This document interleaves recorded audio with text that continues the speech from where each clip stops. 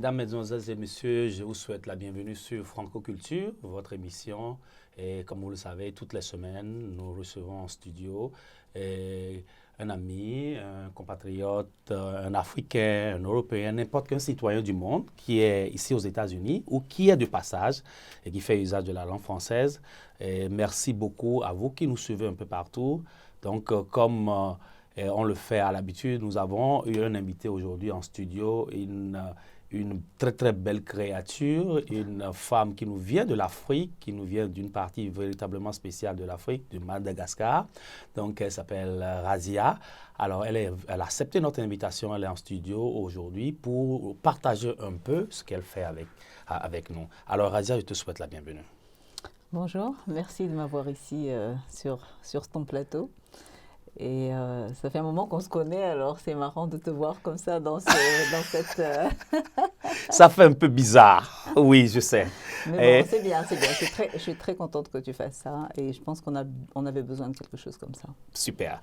Razia, moi, je suis doublement content de te voir parce que je t'ai connu et tu es une personne merveilleuse. Tu nous as reçus dans ta maison plusieurs fois et alors donc avec plusieurs années je t'ai plus revu, mais j'ai gardé cette image là dans ma tête et en dehors du fait que tu es une chanteuse, une talentueuse chanteuse et tout, et je me suis dit bon voilà, tu devrais faire partie de l'une des premières personnes que je vais recevoir sur cette émission.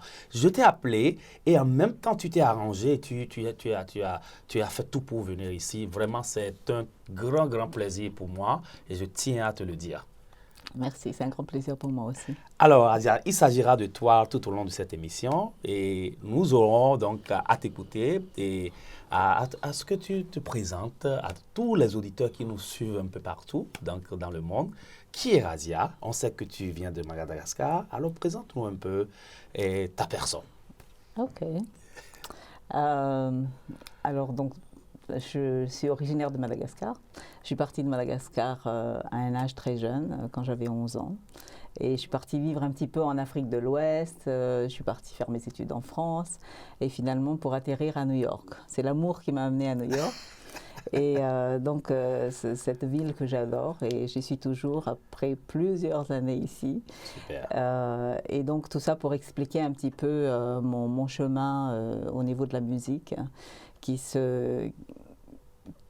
prend un petit peu des racines de tous ces coins où je suis partie vivre, mais essentiellement de Madagascar. J'ai fait un premier album qui s'appelle Magical, Oui. qui était plus R&B, jazz, et très vite je me suis rendu compte qu'il fallait que je retourne aux sources. Et donc je suis retournée à Madagascar, enregistrée à Madagascar.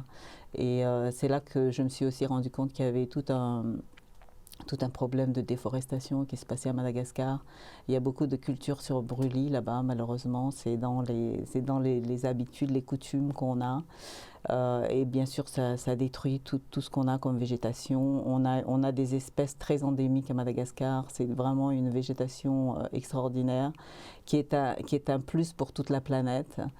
Et je me bats vraiment très fort à travers ma musique pour essayer de conserver ça et aussi de faire prendre conscience aux gens de ce qui existe à Madagascar et qui est dans l'intérêt du monde entier à conserver intact. Aujourd'hui, on te connaît avec ta belle voix, avec les merveilleuses percussions que tu mets ensemble, avec toute cette cet aspect multiculturel de ta musique et tout ça.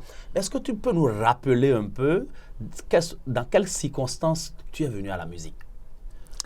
Donc j'ai vécu avec ma grand-mère qui m'a élevée à Madagascar, Okay. comme beaucoup de gens en Afrique. Oui. Les mamans nous ont très jeunes, ils nous laissent avec les grands-mères. Et donc ma grand-mère avait des enfants et un de ses enfants était mon oncle qui est un guitariste extraordinaire. Très bien. Et qui donc avait 5 ans de plus que moi. Il a toujours 5 ans de plus que moi. Il a gardé l'écart. Il a gardé le même écart. Et donc, il jouait de la guitare tout le temps. Oui. Et il me demandait de chanter avec lui. Et à l'époque, moi, j'avais 3-4 ans, je venais juste de parler. Il me disait, allez, on compose une chanson ensemble. Et donc, c'est comme ça que ça a commencé un petit peu sur la terrasse de la maison de ma grand-mère. On a passé des moments où j'écoutais mon oncle jouer de la guitare. Et puis après, il s'est avéré que quand j'ai eu 10 ans, il a eu un concert où il devait il y avait c'est comme une mairie un petit peu, l'endroit où tout le monde se retrouve au village. Ça. Et donc il y avait un concert où il y avait plusieurs groupes qui se présentaient. Et lui, il était sélectionné pour se présenter, mais il n'avait pas de chanteuse. Et donc il m'a demandé, est-ce que tu peux chanter avec nous? Alors j'étais là, chanter avec vous sur scène. Et puis cette scène était vraiment énorme. Moi j'avais juste 10 ans. Je me rappelle encore avec les chaussures noires, les petites gambettes et tout. Et donc voilà, donc j'ai chanté avec une chanson française d'ailleurs. En plus. De C. Jérôme.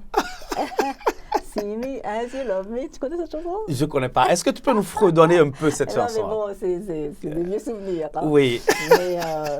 Mais donc voilà, j'ai fait ce concert avec lui. Super. Et c'est de là qu'est venu vraiment mon goût pour...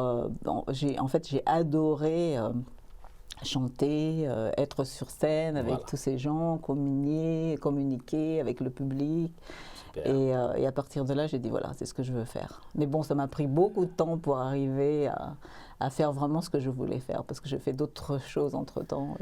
A initié le projet Wake Up depuis 2010, alors un projet... Wake Up Madagascar, qui était donc originellement un festival que j'organisais au bord de la forêt nationale de Massoal, qui est une forêt où j'y allais quand j'étais toute petite parce que mon grand-père est agriculteur et donc je passais par cette forêt tout le temps pour aller dans le village où il cultivait du café, de la vanille. J'ai même vu des photos de toi et dans la forêt et tout ça. Oui, ouais. Non, moi, même toute petite, j'étais un vrai garçon manqué. Je grimpais tous les arbres et tout.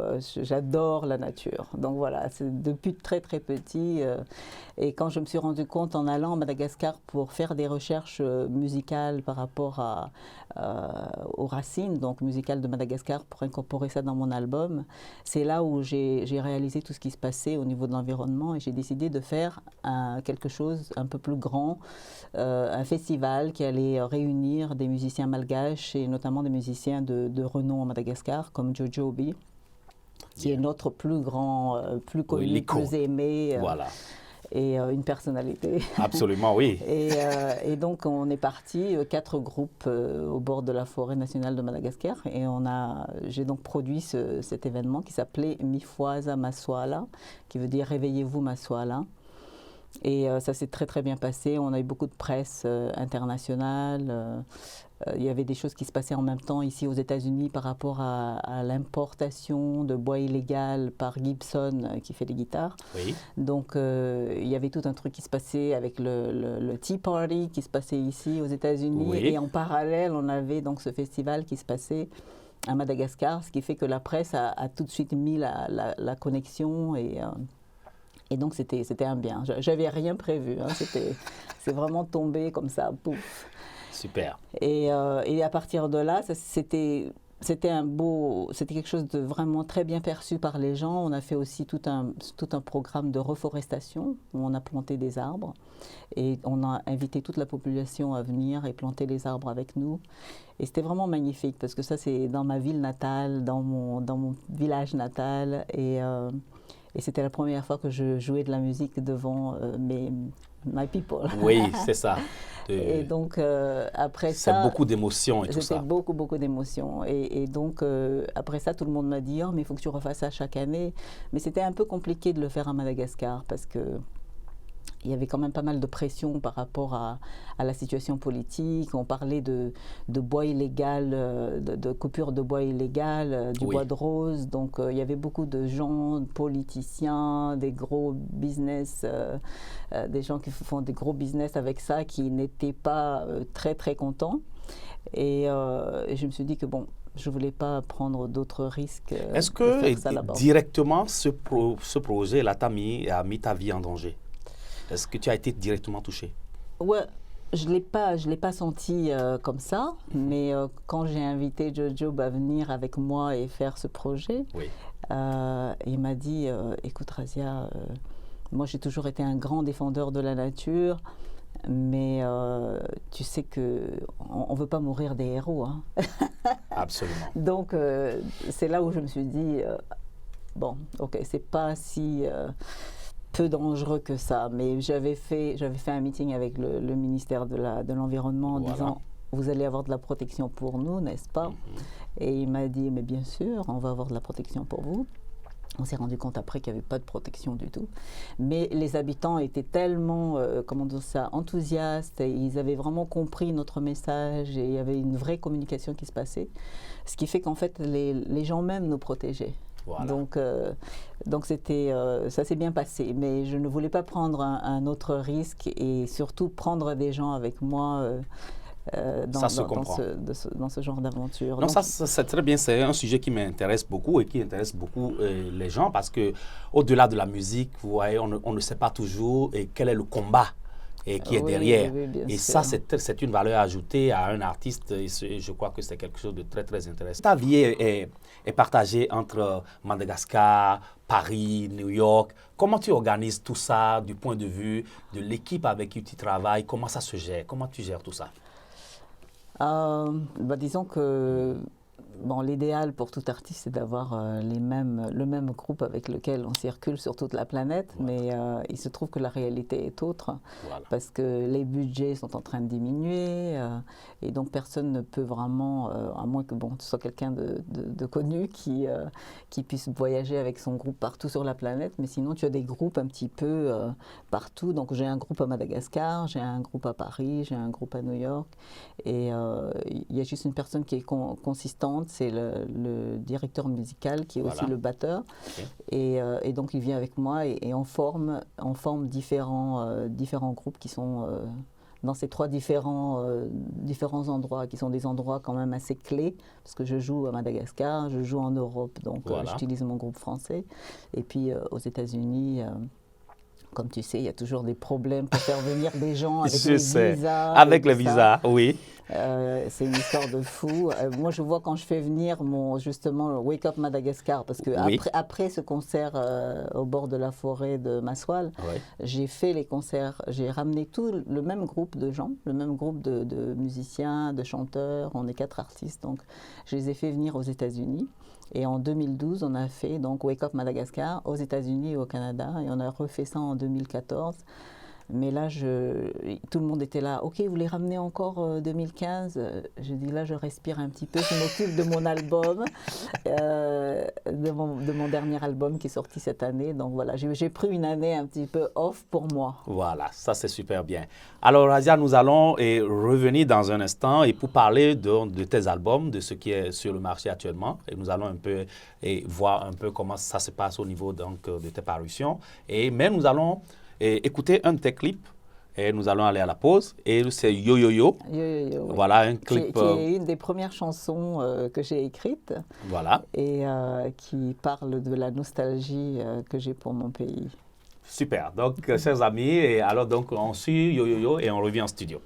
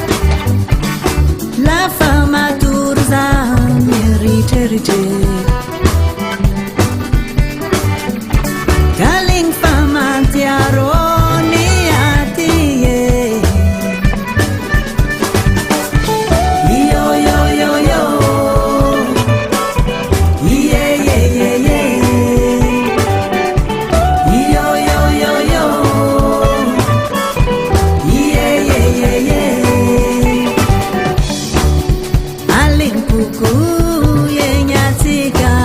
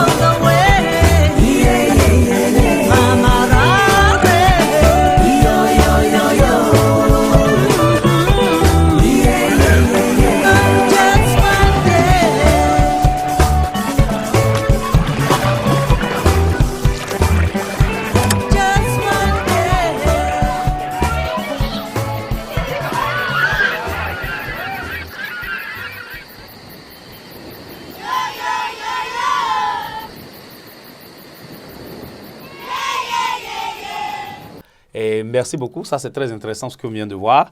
Donc, nous allons parler maintenant des albums. Le premier album, donc, nous avons, et donc, c'est Zebu Nation. Oui. Alors parle-nous de ça. Alors, Zebu Nation, c'est quoi?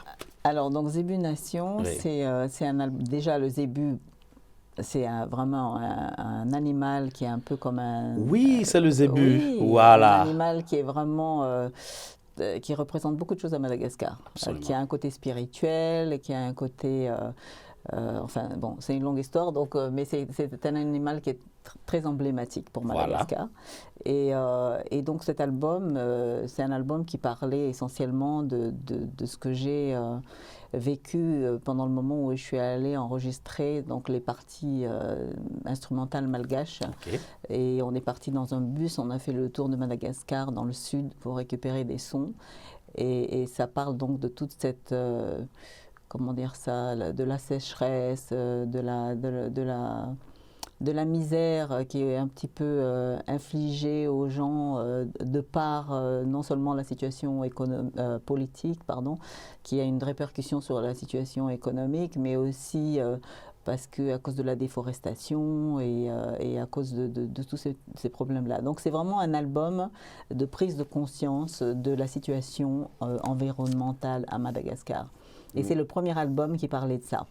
Alors voilà donc Zebu Nation de Razia, le tout premier album qui est toujours en vente.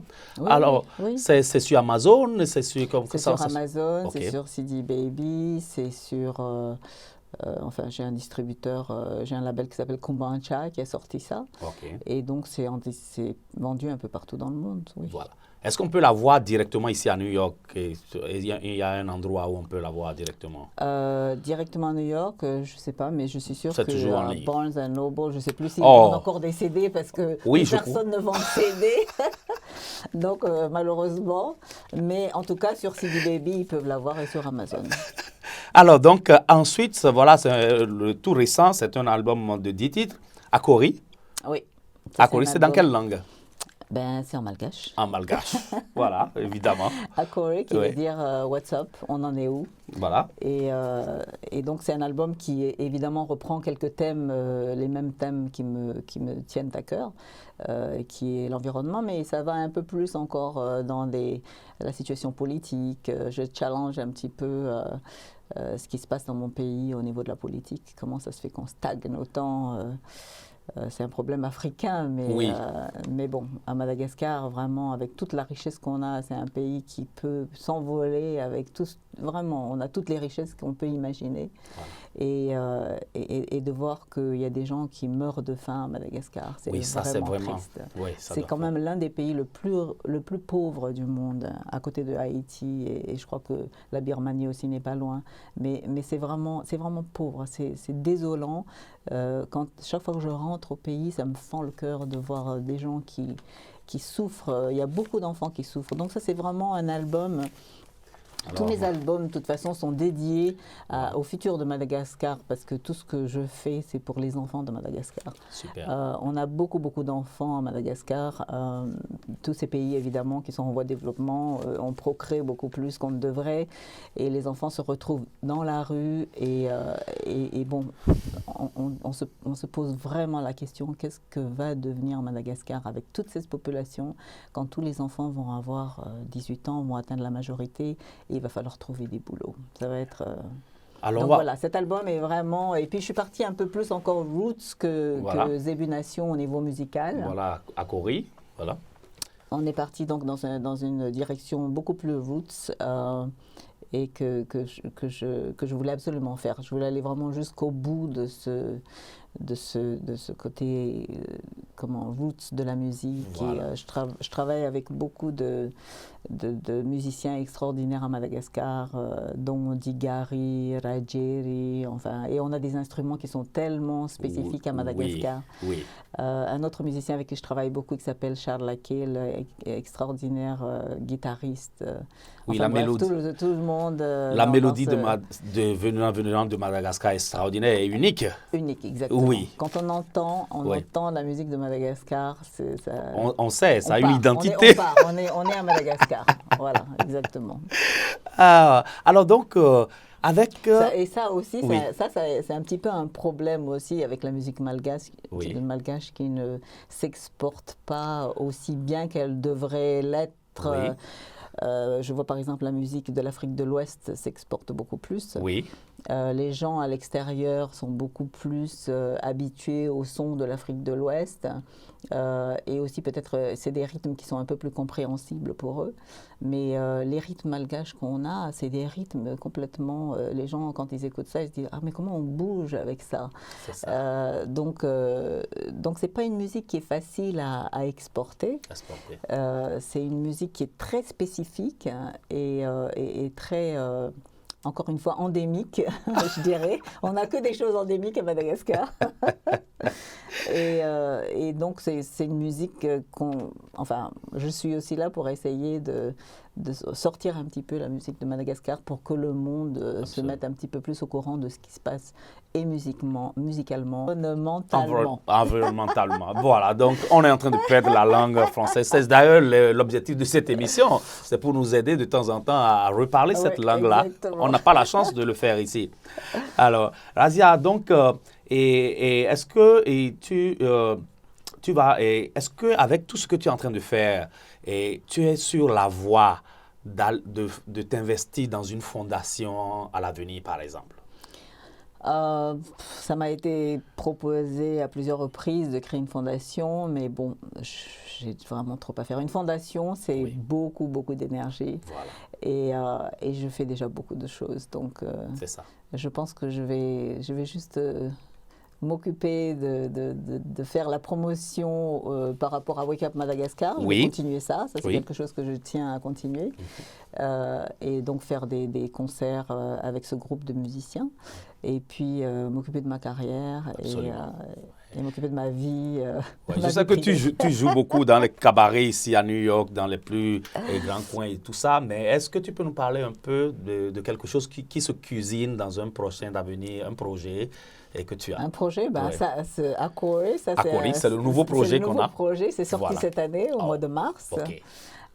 Donc c'est sorti en Europe au mois de novembre, à travers Kumancha aussi, et ici aux États-Unis à travers mon label Wake Up Music. Et donc voilà, ça c'est le gros projet sur lequel je travaille. Absolument, ça mérite toute ton attention en ce moment. Voilà, donc je travaille là-dessus. J'ai un nouvel agent européen. On organise des tournées. Je vais tourner l'été 2016. Cet album. Super. Sinon, je suis souvent sollicitée par des organisations environnementales qui font des choses à Madagascar. Donc, j'ai quelques concerts qui sont prévus à partir du mois de janvier. Et ici à New York, je vais être à Joe's Pub au mois de mai. Au mois de mai. Donc, le 26 mai. OK. Et voilà, les autres dates de tournée vont être sur mon site raziasaid.com. Voilà, donc le site internet, c'est bien raziasaid.com. Oui. Alors, en reparlant de Saïd. Ah! Tu veux parler de cette anecdote? Oui, absolument. Oui, parce que c'est une causerie. Alors donc, voilà, et chers auditeurs, on était arrivés en studio et puis on était en train de faire un peu de briefing et Razia m'a raconté une blague totalement extraordinaire. Elle a dit qu'elle ne souhaiterait plus qu'on l'appelle Saïd, malgré que c'est son nom. Et tu vas nous raconter la blague. Voilà. Tu vas nous raconter la blague. Alors pourquoi tu l'enlèves, Saïd? Originellement, je m'appelais Razia Saïd. OK. Et petit à petit, je change ça parce que Saïd, les gens pensent que mon nom de famille, c'est Razia et que mon prénom, c'est Saïd, et qui est le prénom d'un homme. Et vu que j'ai une voix assez profonde comme ça, donc quand j'avais des gens au téléphone, oui, bonjour Razia Saïd, ils disent monsieur. Donc, alors tout le monde veut que je sois un monsieur Saïd. Alors je dis non, je suis Razia, je suis une femme. Et que de fois ça m'arrive, mon Dieu. Donc, donc on a changé ça à Razia. Ça a un son féminin. Voilà, absolument. C'est plus simple. Je suis d'accord. Oui, Razia, ça te va très bien. Alors, donc, nous allons vers la fin de cette émission et nous avons eu la chance, puisqu'on t'a proposé, tu as accepté, que tu vas nous offrir un live. Oui, donc je vais faire une petite chanson qui est la première chanson que j'ai écrite. Celle-là, c'est vraiment la première que j'ai écrite pour ma grand-mère qui m'a élevée, qui est toujours à Madagascar. Et je vais la jouer avec mon guitariste ici aux États-Unis qui s'appelle David Rajonar. Voilà. Et, David est en studio avec nous en ce moment. Voilà, David est avec nous. Et donc, je vais jouer une petite percussion malgache. Vous allez voir. Super. Alors donc, nous allons finir cette émission et c'est avec ton live que nous allons partir définitivement. Donc, c'est le moment de dire un dernier mot. Eh ben, je suis ravie que tu m'aies invité ici. Hein, et puis j'espère que mes auditeurs vont pouvoir voir cette émission. Absolument. Et surtout, si vous voulez voir un petit peu plus sur ma vie, sur ce que je fais, raziasaïd.com ou sur Facebook. Voilà. Merci beaucoup, Razia. Donc, chers auditeurs et chers téléspectateurs, ne partez pas. C'est la fin de cette émission Franco-Culture. Alors, c'était donc en studio la chanteuse, la belle dame qui nous vient de Madagascar, Razia, qui était en studio pour partager un peu sa vie, un peu son expérience musicale, son engagement dans la vie de tous les jours. C'était vraiment un plaisir. Merci de nous suivre, mais restez avec nous car vous aurez de la bonne musique. Razia est toujours en studio. Merci.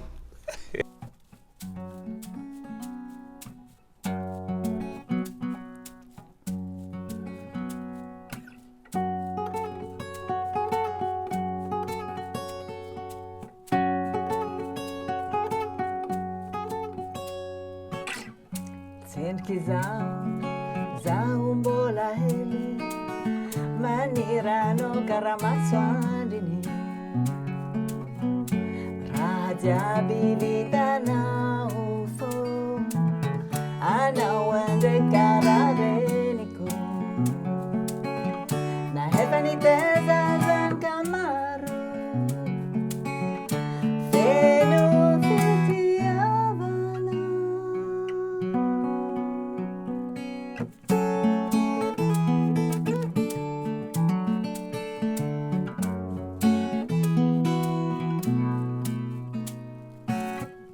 Sambatazaho nukul kuluinaho na heaven karakara nai nangumifa jena na piang tarahasara ni zeni nuwa ni siena ku no ni siena na siduturia fairek fuati karua. Oh mama, mama, mama, yeah. Oh mama, mama, mama, oh. Oh mama, mama, mama, yeah. Oh mama, mama, mama, oh.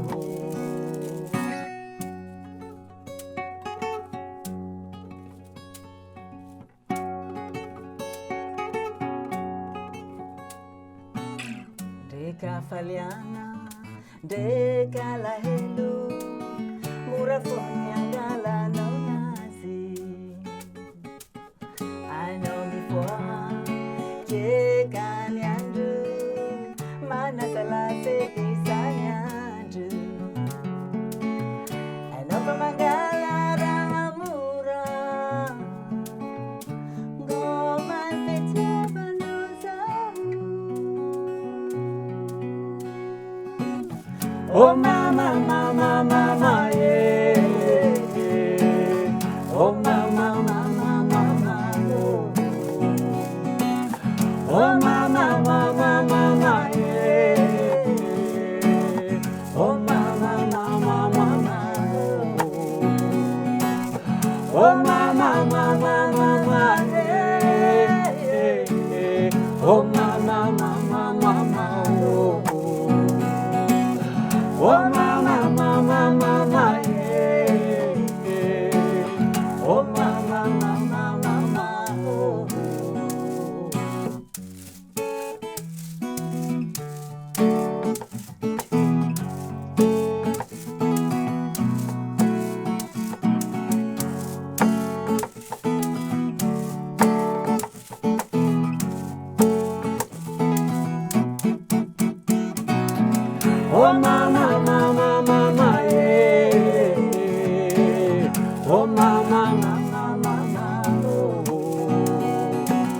Oh mama, mama, mama, eh. Oh mama, mama, mama, oh. Oh mama, mama, mama.